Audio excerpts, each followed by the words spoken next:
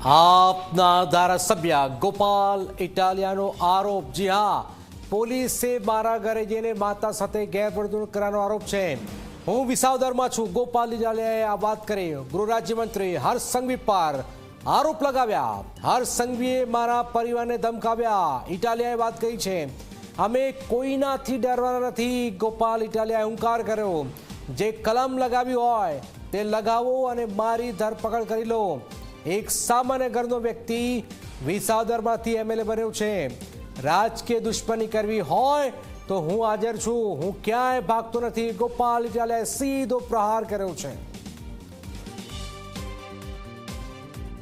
આજે એવું થયું કે સવારમાં મારા ઘરે પોલીસવાળા મોકલ્યા હર્ષ સંઘવીએ.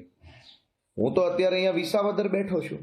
જગ જાહેર આખી દુનિયાને ખબર છે. મારો ફોન નંબર આઈબી પાસે છે, મારું લોકેશન આઈબી પાસે છે, મારું બધી વિગતો પોલીસ હંમેશા ટ્રેસ કરે છે અને બધી ખબર છે ગોપાલ ક્યાં છે.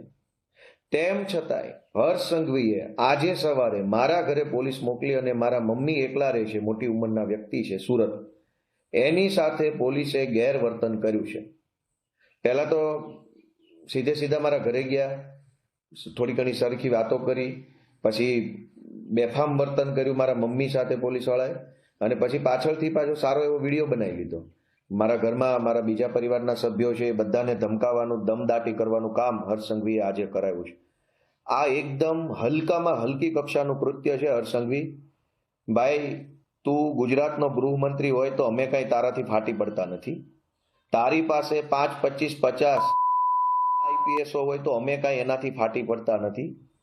તારામાં અને તારા દલાલ આઈપીએસોમાં તાકાત હોય તો માનનીય ગોપાલભાઈ ઇટાલિયા વિસાવદરમાં જ છે. તને જ્યારે મજા આવે ત્યારે જે મજા આવે એ કલમ અંતર્ગત ધરપકડ કરી લેવાની છૂટ છે. અમે કોઈ તારાથી ફાટી પડતા નથી કે અમે કોઈ તારાથી કંઈ ડરી જવાના નથી. 30 માર ખા હોય કે દિલ્હી સલ્તનતનો મુઘલ સમ્રાટ હોય, અમે અમારા ઈમાનદારીના દમ પર જીવીએ છીએ. મહેસાણા કોર્ટે આપ નેતા સામે નોન બેલેબલ વોરંટ ઇસ્યુ કર્યું છે. ગોપાલ ઇટાલિયા વિરુદ્ધ નોન બેલેબલ વોરંટ ઇસ્યુ કરાયું છે. 2020માં નોંધાયેલા ગુનામાં વોરંટ ઇસ્યુ કર્યું છે. મુદતમાં હાજર ન રહેતા જ વોરંટ ઇસ્યુ કરાયું છે. થર્ડ એડિશનલ સિવિલ જજે આદેશ કર્યો. જેએમએફસી કોર્ટે આદેશ આપ્યો છે.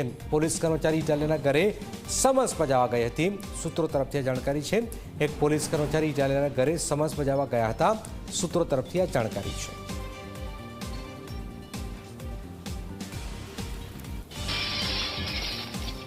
ગોપાલ ઇટાલિયાએ જે આજે આક્ષેપ લગાવ્યો કે પોલીસ સુરત સ્થિત ગોપાલ ઇટાલિયાના ઘરે ગઈ, માતા સાથે અભદ્ર ભાષામાં વાતો કરી. હવે જે જાણકારી છે કે પોલીસ કર્મચારી સમન્સ બજાવવા ગયા હતા. સૂત્રો તરફથી આ જાણકારી છે.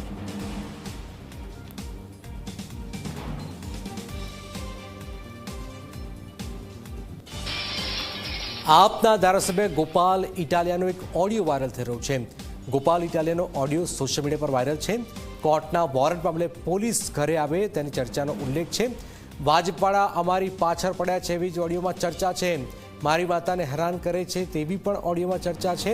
પોલીસવાળાને આવવા દો, હું જોઈ લઈશ તેવી પણ ચર્ચા છે.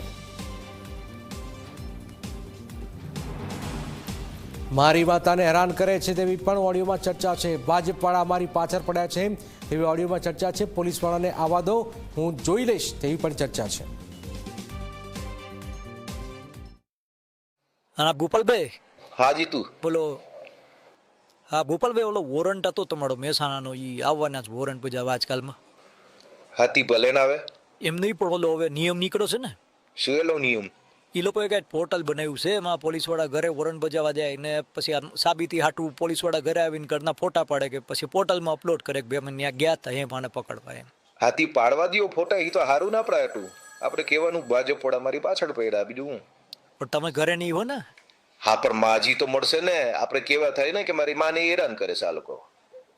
એમ નહીં, એ તો મૂક ને ભાઈ, હું સમજી ગયો. એમાં કે ફાટી ન પડવાનું હોય. એ પોલીસ વાળાને આવવા દો, બાકી હું જોઈ લઈશ પછી.